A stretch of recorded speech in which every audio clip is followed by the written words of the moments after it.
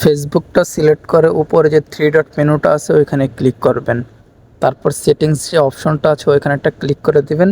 সেটিংসে ক্লিক করার পর ওই যে পার্সোনাল অ্যান্ড অ্যাকাউন্ট ইনফরমেশনটা আছে ওইখানে একটু ক্লিক করে দিবেন। একটু লোডিং নেবে। লোডিং নেওয়ার পর আমরা পেয়ে যাব একটি ইন্টারফেস নেম। এই নেমটা সিলেক্ট করার পর নেমটা সম্পূর্ণ মুছে ফেলবো। যেহেতু আমরা নাম চেঞ্জ করব, আপনাদের মনের খুশি যেটা হয় সেটা এখানে উঠাই দিবেন। আমি আপনাদের বোঝানোর জন্য একটি আমার পছন্দের নাম দিয়ে দিলাম, যে কোনো একটা নাম আপনার যেটা খুশি আপনি এখানে সেটাই দিবেন। তো আমি এখানে নাম লিখলাম শখের রূপকথা। দেওয়ার পর যে রিভিউ চেঞ্জ লেখাটা আছে ওইখানে একটা ক্লিক করে দেবেন। আমি সিলেক্ট করে দেখা দিচ্ছি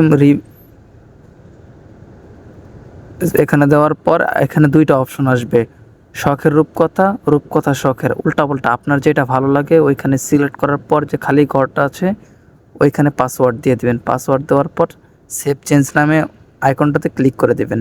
তারপর রিফ্রেশ দিয়ে সব ফেসবুকটা উঠাই দিবেন। তারপর আবার ফেসবুকে ঢোকার পর ফেসবুক আরেকবার রিফ্রেশ দিয়ে আপনার প্রোফাইলে চলে যাবেন। প্রোফাইলে দেখবেন যে আপনার নামটা ঠিক একদম আগের মতো চেঞ্জ হয়ে গেছে। আপনি যেমনটা চাইছেন ঠিক ওইভাবেই চেঞ্জ হয়ে গেছে। ভিডিওটি ভালো লাগলে একটি লাইক পেতেই পারি।